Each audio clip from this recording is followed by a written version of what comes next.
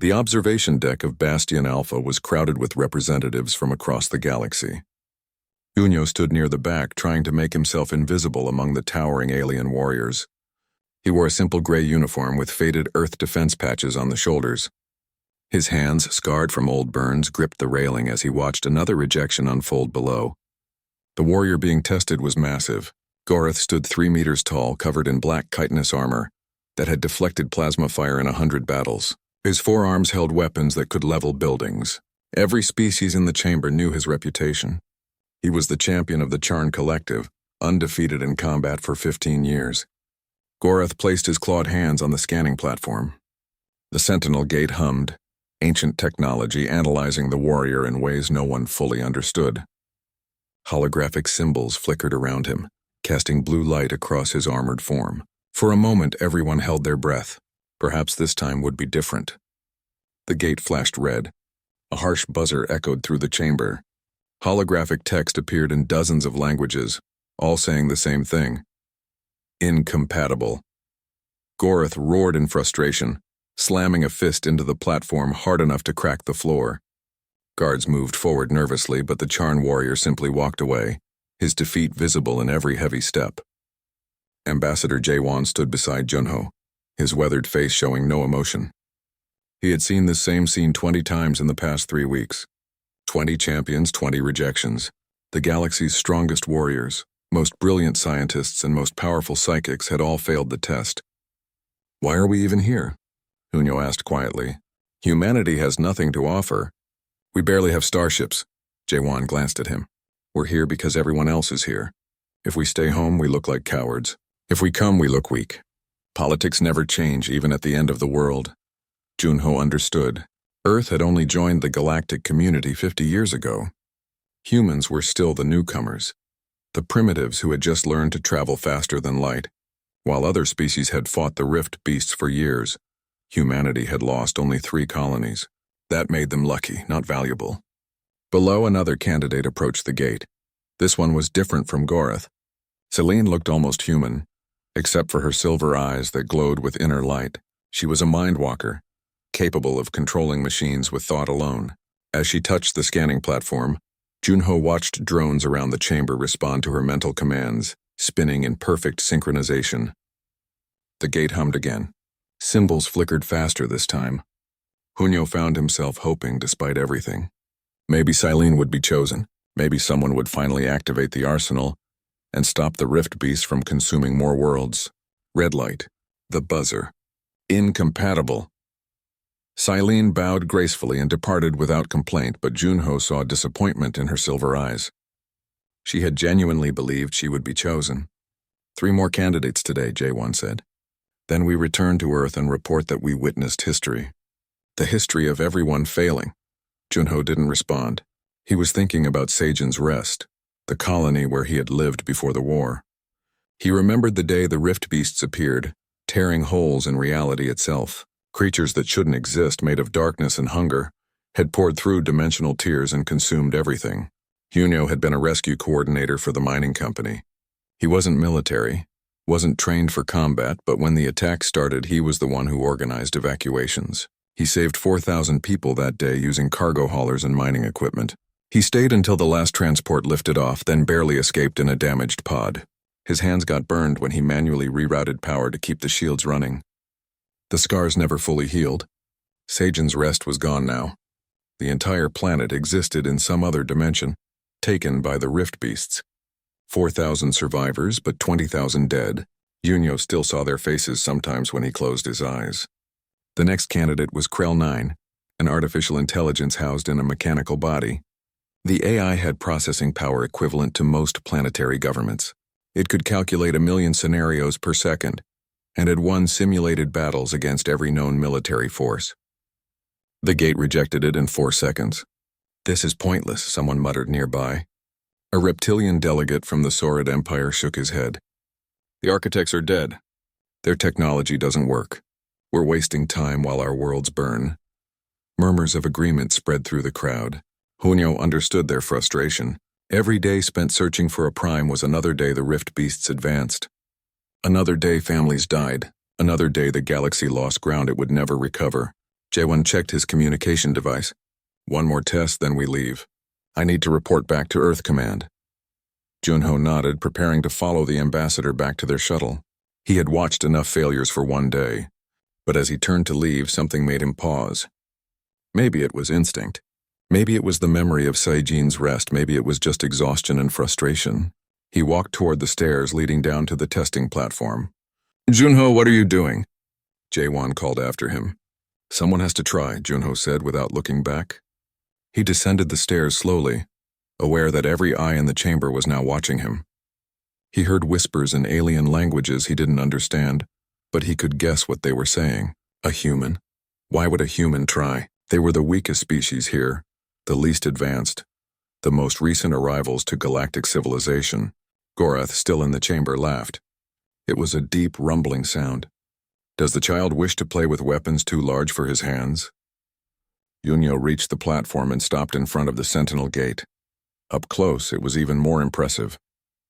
The structure was made of material that seemed to shift colors, reflecting light that came from no source. Ancient symbols covered its surface, writing from a civilization that had vanished thousands of years ago. The architects had built the gate, along with the arsenal that could supposedly stop the rift beasts. But the architects were gone and they left no instructions.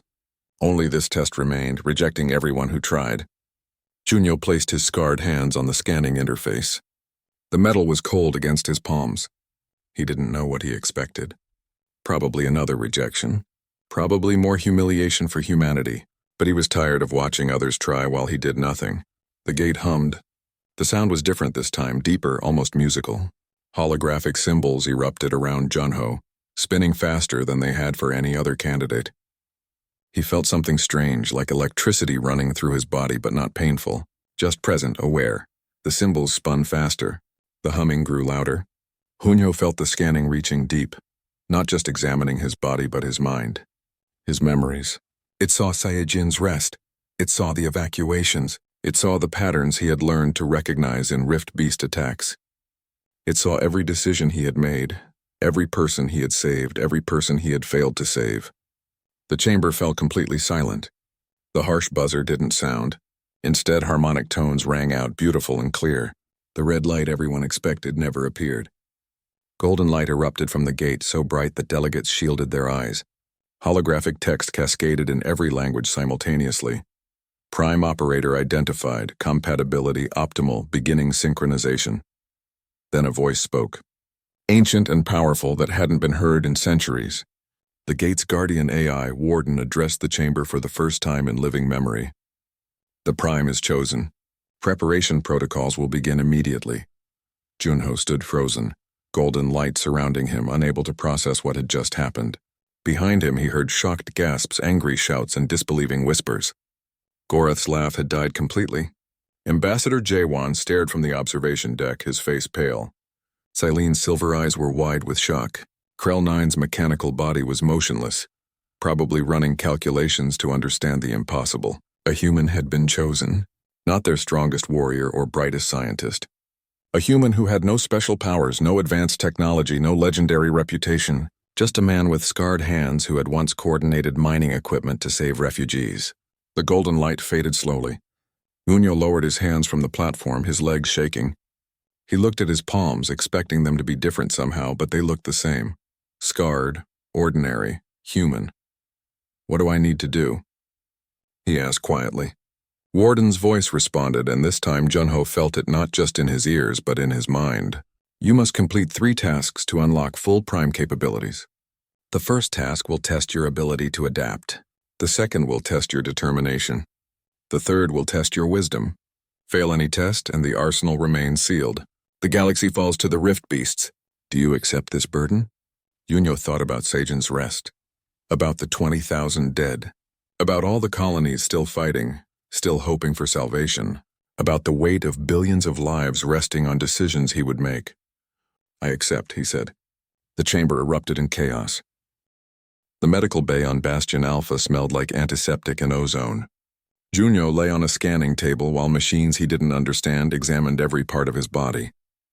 Nari, the human medic who had accompanied the delegation, stood nearby with her arms crossed and her expression worried.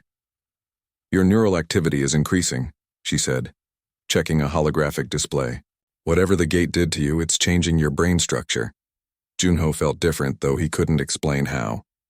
Information kept appearing in his mind, things he hadn't known moments before. Technical specifications for systems he had never studied, architectural layouts of buildings he had never seen. It was like someone was slowly downloading an entire library into his head. Is it dangerous? He asked. Nari hesitated. I don't know. Human doctors have never dealt with architect technology before. You're the first. The door to the medical bay opened. Ambassador J1 entered with a tall woman Junho recognized as Yunji, the xenoarchaeologist. She specialized in studying dead civilizations, particularly the architects. Her eyes were bright with excitement, though she was trying to hide it. How are you feeling? J1 asked. Like someone is rearranging my brain, Junho said honestly. But I'm alive. Yunji approached the scanning table, pulling up data displays. The gate implanted a neural interface in your mind. It's allowing you to access architect systems directly. This is incredible. We've studied their technology for decades and never understood how it worked. You're connected to it now. Lucky me, Junho muttered. Jaewon sat down on a nearby chair. He looked tired. The Galactic Council is meeting right now. Half of them think this is a mistake. The other half think it's a miracle. Gorth's faction is demanding a retest. They claim the gate malfunctioned. What do you think? Yunyo asked. The ambassador was quiet for a moment. I think we're all out of our depth. Humanity has been spacefaring for 50 years. Most species here have been traveling the stars for thousands of years, and somehow, you were chosen over all of them. Either the architects knew something we don't, or we're about to witness the biggest disaster in galactic history. Encouraging, Junho said dryly. Yunji interrupted, her fingers moving through holographic displays. I've been studying the data from your scan. The gate didn't choose you randomly. It was looking for specific cognitive patterns, problem-solving ability under stress, pattern recognition in chaotic situations, adaptive thinking. The architects didn't want the strongest warrior or the smartest scientist. They wanted someone who could see solutions others couldn't. Why? Junyo asked. Because that's how they survived, Yunji said. She pulled up images of architect ruins. We found records of their history. The architects faced 3 separate extinction events. Each time they survived not through superior firepower, but through unconventional thinking. They built the arsenal as a last resort, and they designed it to require someone who thinks like they did. Nari checked the monitors again. The synchronization is accelerating. Junho, you need to rest. Your brain needs time to adjust. But Junho felt anything but restful. Information kept flooding his mind. He saw fragments of memories that weren't his own. Architect scientists working desperately on the Arsenal project. Other prime operators from different species, their faces blurred but their determination clear. All of them had died activating the Arsenal. All of them knew they would die, and they did it anyway. They all died, Junho said quietly. Every prime before me. I saw it. The room went silent. Nari's expression shifted from worried to horrified. Jaewon closed his eyes. Yunji stopped examining the displays. You're sure? The ambassador asked. The arsenal requires a direct neural connection to operate, Junho said, the knowledge appearing in his mind even as he spoke. The energy required burns out organic brains. Every previous prime died during activation. The architects knew this. They built it this way because they had no choice. Nari grabbed his arm. Then we find another way. We don't use the arsenal. We keep fighting conventionally. The rift beasts are consuming 3 star systems per month, Yunji said softly. At that rate, the entire galaxy falls within 20 years. There is no conventional solution. Junho sat up on the scanning table despite Nari's protests. How long do I have before the synchronization is complete? Unknown, Yunji said. Based on architect records, previous primes needed weeks to months for full integration. But you're human. Our biology is different. It could be faster or slower. And I have 3 tasks to complete before I can activate the arsenal, Junho said. Warden told me. 3 tests. Jaewon leaned forward. What kind of tests? I don't know yet. Warden will tell me when the synchronization reaches the next stage. Junho felt exhaustion creeping through his body. The neural changes were draining him. But I know the first test involves traveling to an architect facility in the HFY Nebula. There's a synchronization module there I need to retrieve. The Ashfall Nebula is in Rift Beast territory, Nari said.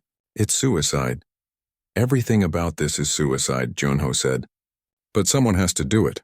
The door opened again. This time, several alien representatives entered. Gorath was first, his massive form barely fitting through the doorway. Behind him came Silane, the Mindwalker, and a Charn engineer named Vexik. They were followed by a young Mindwalker named Yoran who looked nervous. Gorath stared at Junho with 4 unblinking eyes. The Council has decided. Whether we believe in this or not, you are Prime. We will support your missions. But know this, human. If you fail, billions die. That weight is on your shoulders now. I know, Junho said. Silane stepped forward, her silver eyes studying him carefully. I attempted to scan your mind during the selection. What I saw disturbed me. Human consciousness is chaotic, emotional, messy. Yet the gate chose you. I want to understand why. So do I, Junho admitted. Vexik, the engineer, clicked his mandibles together thoughtfully. The Ashfall Nebula mission will require a skilled team. I volunteer my services. My people built ships before your species discovered fire. I can keep us alive. Yoran, the young Mindwalker, spoke quietly. Teacher Silane asked me to join the mission. I can help coordinate the team telepathically if needed. Why are you all helping? Hunyo asked. I'm just a human. Gorath, you laughed at me an hour ago. The massive warrior made a sound that might have been amusement. I laughed because I thought you were foolish. Now I know you are brave. There is a difference. You accepted a burden that will kill you, knowing it will kill you because someone must. That is not foolishness. That is honor. Junho felt something shift in the room.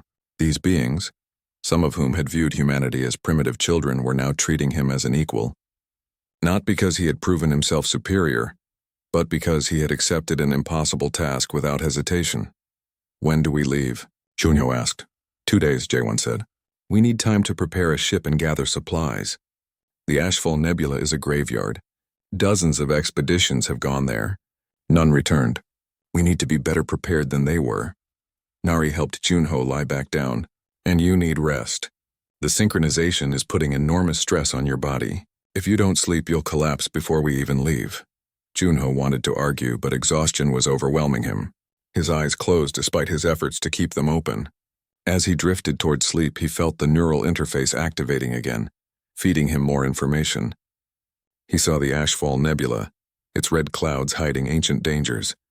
He saw the facility he would need to infiltrate, its corridors designed by minds that thought in ways humans couldn't naturally comprehend. And he saw something else. A warning. A message left by a previous Prime, hidden in the data. The arsenal doesn't just close dimensional rifts. It requires fuel. Be prepared to pay a price greater than your life. Junho wanted to ask what that meant, but sleep claimed him before he could speak. While he slept, the galaxy continued to burn. 3 more colonies fell to the rift beasts. Refugee fleets fled toward safer systems, overcrowding stations that could barely support their existing populations. Military forces fought desperate holding actions, buying time measured in days or hours. And in the medical bay on Bastion Alpha, a human with scarred hands slept fitfully, dreaming of tests he hadn't taken yet and prices he didn't understand. Yunji worked through the night translating architect records. What she found worried her. The architects had been desperate when they built the arsenal. Desperate beings made desperate choices. They had created a weapon that could save the galaxy, but the cost was built into its design. Not just the death of the Prime, but something else. Something the records were deliberately vague about. She wanted to tell Junho. She wanted to warn him. But what good would it do? He had already accepted the burden. The galaxy had no other options. They would move forward, complete the 3 tasks, and discover the true price when it came due. Nari sat beside Junho's bed, monitoring his vital signs. She had known him for 3 years, ever since they both volunteered for the forward observation posts. She had watched him study Rift Beast attack patterns with an intensity that bordered on obsession. She understood why the Gate chose him. He was the kind of person who never stopped trying to find solutions, even when solutions seemed impossible. But understanding why he was chosen didn't make it easier to accept that he would die. Outside the medical bay, Taehyung arrived at the station. He was Junho's oldest friend, a pilot who had flown rescue missions during the fall of Seijin's Rest. When he heard that Junho had been chosen as Prime, he immediately volunteered to join the mission team. No one could pilot through dangerous space better than Taehyung. He had proven that 100 times. The team was assembling, humans and aliens working together, preparing for a mission into the deadliest region of space. They had 2 days to prepare for something no one had survived before. The clock was counting down. The ship was called Seulgi's Dream, named after the first human to make contact with an alien species. It was small by galactic standards, designed for speed and maneuverability rather than combat. Taehyung ran his hands over the control console, checking systems for the 3rd time that morning. "She's not military grade," he said to Junho, who stood in the cockpit doorway. "But she's fast. If we run into trouble, I can get us out." "Let's hope we don't run into trouble," Junho said, though he didn't believe it. The Ashfall Nebula was in Rift Beast territory. Trouble was guaranteed. The rest of the team was already aboard. Nari had converted the cargo bay into a combination medical station and equipment storage. Yoonji was in her quarters, surrounded by holographic displays of architect texts. Gorath occupied a reinforced section of the ship designed for his massive frame. Vexic was in engineering, making modifications to the ship's systems.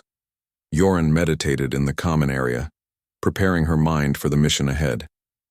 They departed Bastion Alpha at dawn, though dawn was an arbitrary concept on a space station. Junyo watched through the viewport as the station shrank behind them. Somewhere in there, Ambassador Jaewon was fighting political battles, trying to keep the Galactic Council unified while they were gone. It wasn't an enviable position. The jump to hyperspace was smooth. Taehyung was an excellent pilot. The stars stretched into lines of light, and Seulgi's Dream hurtled toward the Ashfall Nebula at speeds that would have seemed impossible to humans a century ago. Junho spent the journey studying data fed to him through his neural interface. The synchronization was continuing. Every hour he understood more about architect technology.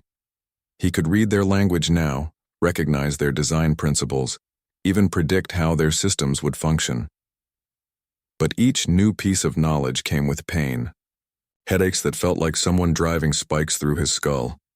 Nari gave him medication, but it only dulled the edge. "You're pushing too hard," she told him after finding him in the common area at 3 in the morning, studying holographic displays. "We don't have time for me to push gently," Junho said. His eyes were bloodshot and his hands trembled slightly.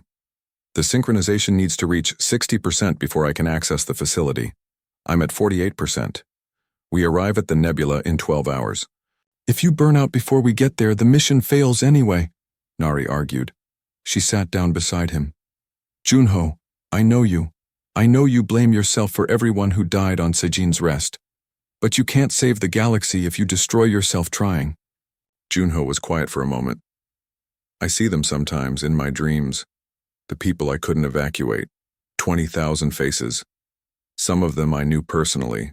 Others were just data entries. But they all died because I wasn't fast enough, wasn't smart enough, didn't see the patterns in time." "You saved 4,000 people," Nari reminded him. "Against impossible odds with no support using mining equipment and cargo haulers. Most people would have saved no one." "Most people isn't good enough," Junho said. "Not anymore." Nari had no response to that.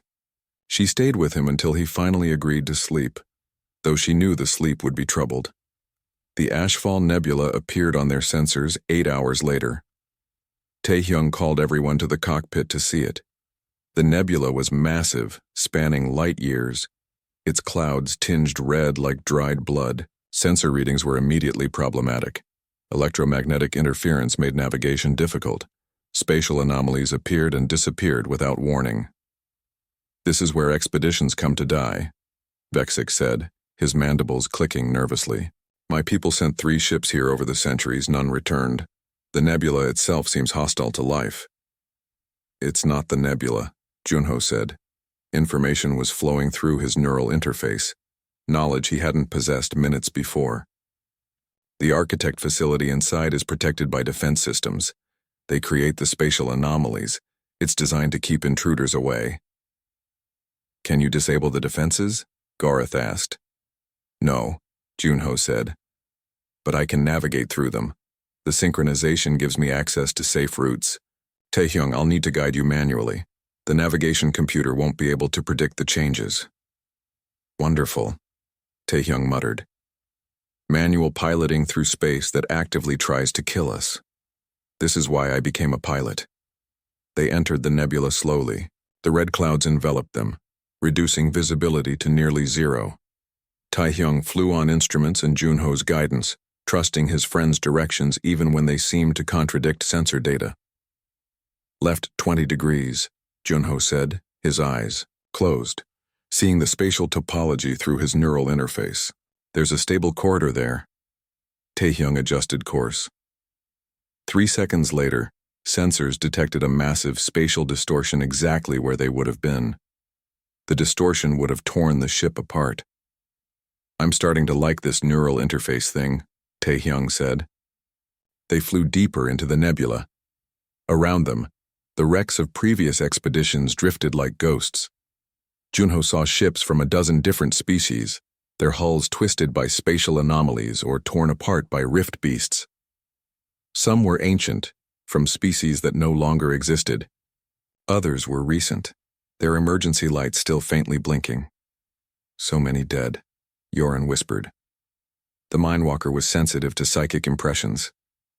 I can feel their last moments. Fear, confusion. They didn't understand what killed them. Focus on the present, Celine's student said through gritted teeth. The past cannot harm us, only the future. The facility appeared on sensors after 6 hours of careful navigation. It was built into an asteroid, its structure partially visible where the rock had eroded away. The architecture was unmistakably architect in design, with angles that seemed slightly wrong to human eyes. Taehyung brought Sulgi's dream alongside the facility and docked with an external port. The connection was shaky, the ancient docking clamps barely functioning, but it held. The facility's atmosphere is breathable, Vexic reported, checking environmental sensors. But barely. Temperature is near freezing. Gravity is 1/3 Earth standard. Better than nothing, Gorath said. The warrior was already preparing his weapons. How long will this take? Unknown, Junho said. He felt the neural interface connecting with the facility's systems. Information flooded his mind, but it was fragmented, corrupted by age and damage. The synchronization module is in the central chamber, but the facility is a test. It will adapt to whoever enters. Adapt how? Nari asked. It will create challenges based on our individual weaknesses, Junho said. The architects believe strength came from overcoming personal limitations. The facility is designed to force us to confront what we fear or cannot do. Wonderful, Taehyung said again. First the space tries to kill us, now the building will try to kill us. This mission keeps getting better. They entered the facility through the airlock. The interior was dark, illuminated only by their suit lights. The corridors were wide and high, built for beings that might have been larger than humans. Architect symbols covered the walls, glowing faintly when Junho approached them. Stay together, Gorath ordered. The warrior took point, his weapons ready. Junho followed, using his neural interface to navigate. The others stayed close. The facility was eerily silent. No sounds except their breathing and footsteps. But Junho felt something watching them. Not physically, but through sensors built into every surface. The facility was alive in its own way, observing them, analyzing them, preparing its tests. They reached a large chamber after 20 minutes of walking. 7 doorways lined the walls, each one different. Junho felt the neural interface activating, receiving instructions from the facility's ancient AI. We have to separate, he said. Each of us has to enter a different door. The tests are individual. Absolutely not, Nari said immediately. We stay together. That's basic tactical sense. The facility won't let us proceed otherwise, Junho said. He could feel the certainty through the interface. These tests are required. If we refuse, the synchronization module stays locked. The mission fails. Gorath studied the doorways carefully. What happens in these tests? You face what you need to overcome, Junho said. For each person, it will be different. The facility reads us and creates appropriate challenges. This is insane, Taehyung said, but he was already walking toward one of the doorways. Let's get it over with. One by one, they chose doors. Gorath entered first. his massive form disappearing into darkness. Yoren went next, her silver eyes showing fear but determination. Vexic clicked his mandibles nervously but entered. Nari squeezed Junho's hand once before walking through her chosen door. Taehyung paused at his doorway. "If I don't come back, tell my sister I died doing something stupid but heroic." "You'll come back," Junho said, hoping he was right. Finally, only Junho remained. He approached the central doorway, the one that had been glowing faintly since they entered the chamber. His neural interface told him this was his test, the one designed specifically for him. He stepped through into darkness. The darkness lifted slowly, revealing a scene Junho recognized immediately. He was standing on Seijin's Rest in the central plaza of the mining colony. The sky was wrong, torn with dimensional rifts. Rift beasts were pouring through, their forms impossible to focus on, like shadows that hurt to look at. People were screaming, running, dying. But this time was different. This time Junho had the knowledge he had now. The neural interface was active. He could see the patterns in the rift beast attacks. He could predict where they would emerge. He could coordinate defenses that would actually work. He could save everyone. Unyo ran toward the command center just as he had years ago. But now he knew which systems to activate, which evacuation routes were safest, how to disrupt the rift beast attack patterns. His hands flew over control panels, issuing orders that would save thousands of additional lives. The evacuation proceeded perfectly. Ships lifted off in optimal sequence. Defensive positions held exactly long enough. The rifts began closing. Everyone was going to make it. Then Junho saw his family, his parents and younger sister standing near a transport. They were alive. In reality, they had died in the first wave of attacks. But here now they were alive. He could save them. He ran toward them shouting. They turned. His sister smiled. His mother reached out. The transport was right there. All they had to do was board. But Junho felt something wrong. Through the neural interface, he sensed the test's true nature. This wasn't real. This was a simulation, a possibility. If he saved his family here, if he accepted this reality, he would fail the test. The facility was asking him a question. Can you accept that some failures cannot be undone? Can you move forward carrying that weight? Unyo stopped running. His family was 10 meters away. His sister called his name. The transport was leaving. All he had to do was reach them. "I couldn't save you then," Junho said, his voice breaking. "I didn't know enough. I wasn't fast enough. You died and I lived, and it has hurt every single day since." The simulation flickered. His family looked confused. "But because I lost you, I learned. I studied the rift beasts. I saved others. Your deaths gave my survival meaning. I accept that burden. I accept that I can't change the past. I can only work to save the future." The simulation shattered like glass. Unyo stood in an empty chamber, tears running down his face. In the center of the room, floating above a pedestal, was a small crystalline object, the synchronization module. He took it carefully, feeling the neural interface activate. New information flooded his mind. The synchronization jumped from 48% to 67%. He gasped at the sudden rush of knowledge. One down, 2 more tests to go. If he survived them. They returned to Bastion Alpha, 3 days after entering the Ashfall Nebula. Every member of the team had completed their individual test, though no one wanted to talk about what they had faced. Gorith was quieter than before. Yoren seemed older somehow. Even Taehyung, who usually joked through everything, was subdued. Junho carried the synchronization module carefully. It pulsed with faint light, resonating with his neural interface. The synchronization was now at 67%. He could access Architect systems more easily now, understand their technology almost instinctively. But the cost was visible in his appearance. His eyes were bloodshot, his hands trembled, and he needed Nari's help to walk from the ship to the medical bay. "Your neural pathways are degrading," Nari said after running scans. Her professional calm was slipping. "The synchronization is rewriting your brain faster than your body can adapt. At this rate, you have months at best. How long until I can activate the arsenal?" Hunyo asked. "That's not the point," Nari snapped. "The point is you're dying. We need to find a way to slow this down." "There is no way to slow it down," Unji said. She had been studying the data constantly since they returned. The architects designed the prime system knowing it would kill the operator. It's not a flaw. It's intentional. The arsenal requires more neural processing than any organic brain can sustain.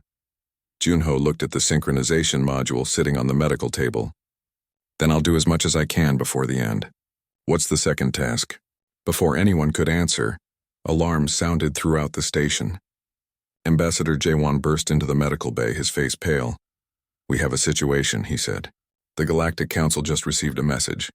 It's from someone calling themselves a friend of the Coalition. They've exposed evidence that someone on the Council has been sabotaging our efforts. Sabotaging how? Junho asked, sitting up despite Nari's protests. The search for a prime was being manipulated, Jaewon said.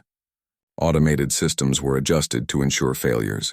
Someone wanted to guarantee no one would be chosen. Gorath entered the medical bay, and even his massive presence seemed diminished by anger. Who?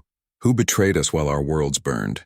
Representative Thanox of the Solmari hegemony, Jaewon said. The evidence is solid. Communications, financial transfers, system access logs. He's been working to prolong the crisis for months. Why? Yoren asked. What could he possibly gain? Yoonji pulled up economic data on the holographic displays. The Solmari control most weapons manufacturing in the galaxy. They've made enormous profits from the war. Every month the crisis continues, their wealth and power grow. They had a financial incentive to prevent the arsenal from being activated. Junho felt rage building inside him, hot and sharp. People died. Entire worlds fell. And he let it happen for money? The council is meeting now, Jaewon said. Thanox is being detained. But the damage is done. Several species are withdrawing their support. Trust in the coalition is collapsing. Some are saying if we can't trust each other, how can we defeat the Rift Beasts? Then we give them something to believe in, Junho said. He stood up, swaying slightly but staying upright through will alone. We complete the second task. We show them the mission continues regardless of betrayal. You can barely stand, Nari said. I'll stand long enough, Junho said. Warden, what's the second task? The AI's voice responded through the station's communication system. The second task requires infiltration of a Rift Beast-occupied system. There is an architect research station in Sigma Vale sector. You must retrieve a data core containing arsenal activation protocols. Warning! Sigma Vale has been under Rift Beast control for 6 months. No ships have returned from that system. The room went silent. Even Gorath, who had seen countless battles, looked troubled. That's suicide, Vexic said, his mandibles clicking rapidly. The entire system is saturated with dimensional instabilities. Ships phase in and out of reality. Time flows differently in different areas. It's a death trap. Then we'll be careful, Junho said. How large a fleet can we assemble? Jaewon hesitated. After the betrayal revelation, I'm not sure. Many species are pulling back their forces. We might be able to gather a dozen ships, maybe 20 if we're lucky. 20 ships against an entire occupied system, Taehyung said. Those are terrible odds. Better than 0 ships, Junho said. And I can navigate the dimensional instabilities. The synchronization gives me that ability now. I can see the safe paths through distorted space. Nari grabbed his arm. Every time you use the neural interface in a high-stress situation, it damages you more. One major engagement could burn out your brain completely. Then I'll have to be efficient, Junho said. He looked around the room at his team. I'm not ordering anyone to come. This mission is voluntary. If you want to stay behind, I understand. Gorath laughed the first time he had made that sound since returning from the Ashfall. You think I survived the first test just to hide when things get dangerous? I'm coming. My clan will send 3 warships. Teacher Silene will send Mindwalker support, Yoren said. And I'm coming too. Someone needs to keep you from getting lost in your own mind. Vexic clicked his mandibles. The Charn Collective lost 2 colonies to the Rift Beasts last month. We'll send ships. And I'm coming. Someone has to keep these human vessels running. Taehyung shrugged. I'm the best pilot humanity has. You're not going anywhere without me. Nari looked at Junho for a long moment, then sighed. If I stay behind, who's going to keep you alive long enough to finish this? I'm coming, but I'm going to complain about it the entire time. Over the next 2 days, a fleet assembled. It was smaller than anyone hoped, but larger than expected given the political chaos. 23 ships from 7 different species. Not enough to conquer an occupied system, but enough to fight their way to the research station and back. Junho spent those 2 days studying the data they had on Sigma Vale. The system had been an architect research hub thousands of years ago. They studied dimensional physics there, trying to understand the nature of the rifts. Their notes contained warnings about dangerous experiments, but the details were corrupted or missing. The night before departure, Junho couldn't sleep. He stood in the observation deck watching ships arrive and dock. Each one represented species putting aside their fears and doubts to support the mission. It was humbling and terrifying in equal measure. Yunji found him there carrying 2 cups of something that smelled like coffee but probably wasn't. "Can't sleep either?" she asked, handing him a cup. "Too much in my head," Junho said. "Literally, the neural interface doesn't shut off. I can hear architect data streams even when I'm not actively accessing them. It's like having 1,000 voices whispering constantly." "I've been studying the previous prime operators," Yunji said, "the ones whose records survived. None of them lasted more than a year after being chosen. The fastest died within 3 months. You've been prime for 2 weeks." "I know," Junho said. "I'm sorry," Yunji said quietly. "You didn't ask for this. You just stepped forward because someone had to." "Would you have rather I stayed back?" Hunyo asked. "No," Yunji admitted, "because then we'd have no prime and the galaxy would fall. But I can still be sorry that it has to be you." They stood in silence for a while watching the ships gather. "There's something else," Yunji said. "Something I found in the architect records. The arsenal doesn't just close dimensional rifts. It requires a massive amount of energy to operate, energy that has to come from somewhere." "From the prime's neural interface," Junho said. "I know, that's why it kills us." "No," Yunji said. "That's not enough. The neural interface provides the control mechanism, but the actual power to reshape dimensional physics across the entire galaxy requires something else.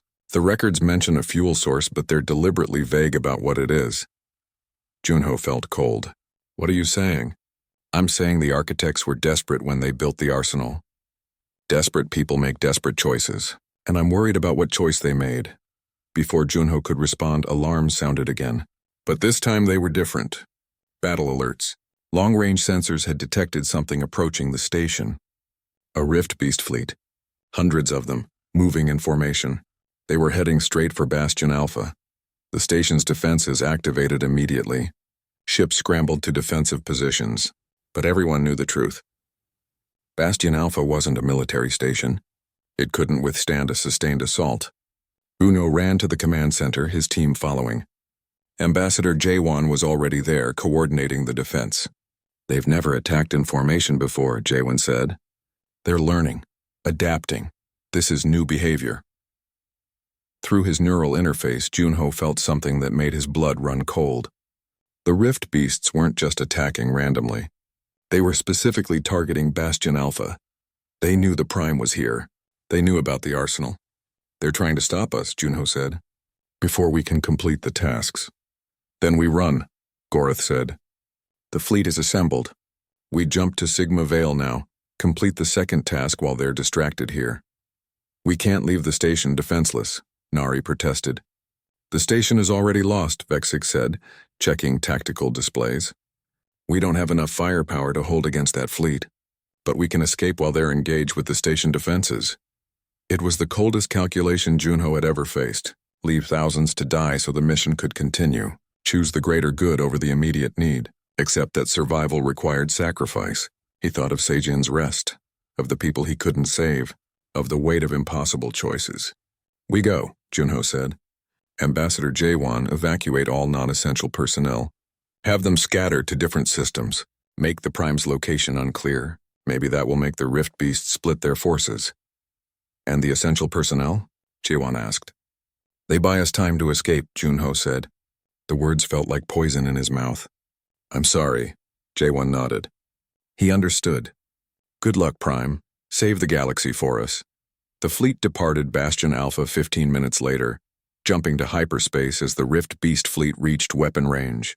Through the neural interface, Junho felt the station's defenses engaging, felt people dying, felt the weight of another impossible choice added to his burden, but they were heading to Sigma Vale, to the second task, to the data core that would bring them one step closer to activating the arsenal, and to whatever price the architects had built into their desperate weapon. Sigma Vale was worse than anyone expected. The moment the fleet emerged from hyperspace, reality itself felt wrong. Stars flickered between colors that shouldn't exist. Space folded in ways that hurt to look at. Time flowed inconsistently across different areas of the system. Junho felt it all through his neural interface. The dimensional damage was severe. The rift beasts hadn't just occupied this system. They had broken it. Sensors are unreliable, Taehyung reported from the pilot seat of Sulgi's dream. I'm reading multiple versions of some ships, like they exist in several time streams simultaneously. Stay in tight formation, Junho said, his voice transmitted to all 23 ships. I'll guide us through the safest path. Follow my course exactly. Any deviation could put you in unstable space. Through the neural interface, he could see the topology of damaged reality. Safe corridors existed, but they were narrow and constantly shifting. Navigating them required processing information in real time at speeds no human brain should be capable of. Junho felt blood trickling from his nose. Nari wiped it away without comment, but her expression was grim. They flew deeper into the system following Junho's guidance. Around them, they saw evidence of the rift beast occupation. Entire planets had been pulled partially into other dimensions, existing as ghostly overlaps of multiple realities. Orbital stations drifted as hollow shells, their crews long gone. The research station is in the 4th orbital position, Junho said. His head was pounding. Each use of the neural interface was burning neural pathways that couldn't regenerate. But there's a problem. The rift beasts are concentrated there, hundreds of them surrounding the station. Why? Gorath asked from his warship. What are they protecting? Junho accessed the architect data flowing through his interface. They're not protecting it. They're studying it. The rift beasts are learning from architect technology. That's why their tactics have been improving. Then we'll have to fight through them, Vexic said. 23 ships against hundreds of rift beasts in unstable space. These odds keep getting better. We don't fight them all, Junho said. An idea was forming, born from the combination of his own tactical experience and the architect knowledge flooding his mind. We use the dimensional instabilities as weapons. The rift beasts navigate between dimensions naturally, but even they're vulnerable during transitions. If we can force multiple transitions simultaneously and collapse the local dimensional corridors, we can trap them. How? Yoren asked. Mindwalkers broadcast on specific frequencies, right? Junho said. Can you broadcast noise that feels wrong? Frequencies that disturb dimensional transitions? It would be painful, Yoren said slowly. For the rift beasts and for us. But yes, theoretically possible. Gorath, your weapons use plasma charges, Junho continued. Can you time detonations to create harmonic resonances? Multiple explosions at precise intervals? I've never tried, the warrior said. But charm weapons are adaptable. We can configure them. Junho began outlining a plan that seemed insane, but might work. Use the fleet as bait to draw the rift beasts into a specific area of unstable space. Have Yoren and the other Mindwalkers broadcast their disrupting frequencies. Time plasma detonations to create harmonic waves that would destabilize the dimensional corridors, then collapse the entire area, trapping the rift beasts between dimensions. This is suicide, someone said over the communication channel. Everything we've done has been suicide, Taehyung said. Let's add this to the list. They moved into position slowly. The rift beasts noticed them immediately. Hundreds of shapes that hurt to look at began moving toward the fleet. They didn't move through normal space but phased in and out of reality, appearing closer each time. Hold formation, Junho said. His neural interface was processing more data than ever before. He could see the rift beasts' movement patterns across multiple dimensions, could predict where they would emerge, could calculate the exact timing needed for the plan to work. But the pain was excruciating. His vision blurred. Blood ran from his nose and ears. Nari was shouting something, but he couldn't hear her over the roar of information flooding his mind. Now, Junho shouted. Yoren and the Mindwalkers broadcast their disruptive frequencies. The effect was immediate. Rift beasts flickered erratically, their dimensional transitions destabilizing. Some appeared partially in multiple realities simultaneously, their forms fragmenting. Gorath's weapons fired in perfect sequence. Plasma charges detonated in harmonic patterns, creating waves that rippled through dimensional space. The effect cascaded, growing stronger with each detonation. Junho felt the moment the dimensional corridors began collapsing. All ships, reverse thrust. Get clear. The fleet pulled back as space itself seemed to fold inward. The rift beasts caught in the collapsing area didn't die cleanly. They fragmented across multiple dimensions, existing and not existing simultaneously. trapped in a state between realities. It was horrifying to witness, but it worked. The path to the research station was clear. The remaining rift beasts scattered, their formation broken, but Junho had paid the price. He collapsed in his seat, his body convulsing. Nari caught him before he hit the floor. "Junho, stay with me." Her voice seemed to come from very far away. He felt himself dying. The neural interface had burned out critical pathways. His brain was shutting down. This was it. The end, but Nari wasn't accepting that. She used every piece of medical technology available, human and alien. She even accessed architect medical systems, using knowledge from Junho's neural interface to guide treatments no human doctor had attempted before. Against all odds, against all logic, Junho's vital signs stabilized. He was alive, barely, but alive. When he regained consciousness hours later, they were docked at the research station. Gorath and Vexic had already secured the facility. The data core was located. "Don't try to move," Nari said. Her eyes were red from crying. "You died. Clinically dead for 2 minutes. I brought you back, but Junho, your brain is barely functioning. Parts of your consciousness are now existing in the architect network. You're not fully human anymore." Junho tried to speak, but his voice didn't work properly. He felt strange, disconnected. Parts of his thoughts were happening in the neural interface rather than his organic brain. Nari was right. He was changing into something else. They retrieved the data core carefully. The moment Junho's neural interface connected with it, new information flooded his mind. The arsenal activation protocols, instructions for the final task, and something else. The truth about the arsenal's power source. Horror filled him. Now he understood what Unji had been worried about. The price the architects had built into their weapon. They returned to what remained of the fleet. 3 ships had been lost in the battle, but they had the data core. The second task was complete. The synchronization reached 92%, but there was no celebration. Everyone could see the cost written on Junho's deteriorating body. That night, as they fled Sigma Vale, Warden's voice spoke through the ship's communication systems. "Prime Operator, the final task awaits. But first, you must make a choice. The arsenal can operate in 2 modes. Holographic displays showed the options. Total severance. Permanently seals all dimensional boundaries. Saves your universe, but condemns the rift beast to extinction in their dying dimension. They are fleeing from something worse. Total severance traps them with their doom. Controlled gateway.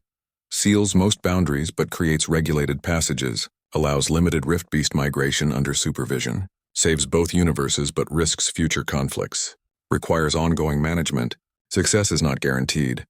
Only the Prime can choose, Warden said. Previous Prime operators always chose total severance. It was logical. It was safe. But the architects regretted that choice for the rest of their existence. They built monuments to the species they condemned. Their civilization was forever haunted. The choice fell on Junho like a physical weight. Genocide or risk, certainty or hope, safety or compassion. He spent 3 days studying the data core, learning about the rift beasts. They had civilization, culture, families. They were fleeing dimensional collapse in their universe, desperate refugees seeking any escape. Total severance meant killing all of them to save his own people. Controlled gateway meant taking a chance on coexistence, knowing it might fail catastrophically. The fleet arrived at the arsenal's location on the 4th day. It was a moon-sized installation orbiting a black hole, existing partially in folded space. Junho could feel its power through the neural interface. This was the weapon that could reshape reality across the galaxy, but it required activation, and activation would kill him. Ambassador Jaewon had rejoined them, bringing surviving council members. They gathered to hear Junho's decision. "I choose controlled gateway," Junho said. His voice was weak but certain. The architects chose safety and regretted it forever. Humanity is young. We've lost so much, but if we can save both our species and theirs, even if it means fighting again someday, we have to try. That's what makes us human. We don't accept impossible choices. We make them possible. Some representatives protested. Gorath surprisingly supported him. The human is right. Genocide is easy. Coexistence is hard. But we are warriors, not executioners. The vote was close but passed. Controlled gateway would be activated.